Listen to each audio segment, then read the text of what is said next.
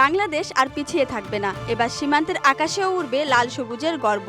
শত্রুর পাশেই এবার দাঁড়াচ্ছে আমাদের আকাশপথের নতুন প্রহরী। যেখানে ভারত তাদের পুরনো ঘাঁটি মেরামত করে বার্তা দিতে চায়, সেখানেই বাংলাদেশ দিচ্ছে বাস্তব জবাব।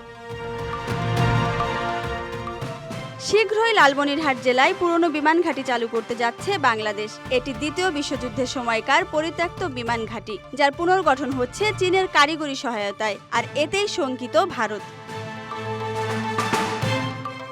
পাল্টা পদক্ষেপ হিসেবে বাংলাদেশ সীমান্ত ঘেঁষা ত্রিপুরা রাজ্যের কৈলাসনগরে ভারত চালু করতে যাচ্ছে বিমান ঘাঁটি, যার নাম কৈলাসনগর এয়ারবেস, যেখান থেকে মুক্তিযুদ্ধকালীন সময়ে কিলো ফ্লাইট নামক বিমান হামলা শুরু হয়েছিল।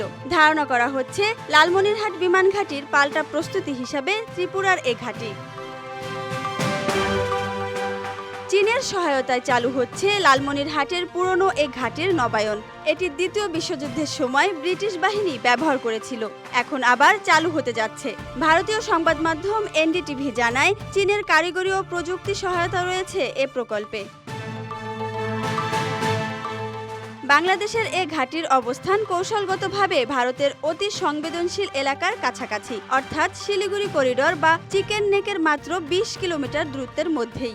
ভারত একে দেখছে নিরাপত্তা ঝুঁকি হিসেবে। তাই ১৯৭১ সালের মুক্তিযুদ্ধের সময় ব্যবহৃত ত্রিপুরার কৈলাসনগর বিমান ঘাঁটি পুনরায় চালু করছে তারা। এ ঘাঁটি থেকে ১৯৭১ সালের ডিসেম্বরে কানাডার তৈরি ওটার বিমান ও ফ্রান্সের অ্যালোট 2 হেলিকপ্টার নিয়ে নবগঠিত বাংলাদেশ বিমান বাহিনীর সদস্যরা ঢাকায় বিমান হামলা চালান। বহু বছর পর সেই ঘাঁটি আবার সক্রিয় হচ্ছে, এবার বাংলাদেশের সামরিক কৌশলের পাল্টা জবাবে। ক্ষমতাচ্যুত সাবেক প্রধানমন্ত্রী শেখ হাসিনা ছিলেন ভারতের অত্যন্ত নির্ভরযোগ্য মিত্র। তবে সম্প্রতি ডক্টর ইউনূস সরকারের সাথে ভারতের দ্বিপাক্ষিক সম্পর্ক শীতল হয়েছে। বিশেষজ্ঞদের মতে কৈলাসনগর ঘাঁটি শুধু সামরিক জবাব নয়, বরং এক রাজনৈতিক বার্তাও। কারণ একই সময় চীন পাকিস্তানকে সরবরাহ করছে স্টিলথ যুদ্ধবিমান। অন্যদিকে ভারত ঘোষণা দিয়েছে তারা নিজেরাই তৈরি করবে পঞ্চম প্রজন্মের স্টিলথ ফাইটার জেট।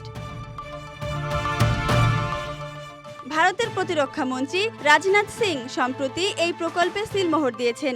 আঞ্চলিক আকাশে এখন শুধু বিমান নয়, উঠছে সন্দেহ আর শীতল উত্তেজনা। তবে ত্রিপুরার বিমান ঘাঁটির পাল্টা জবাব হিসেবে বাংলাদেশ কুমিল্লায় বিমান ঘাঁটি চালু করবে কিনা তা জানা যায়নি। Dhaka express desk report.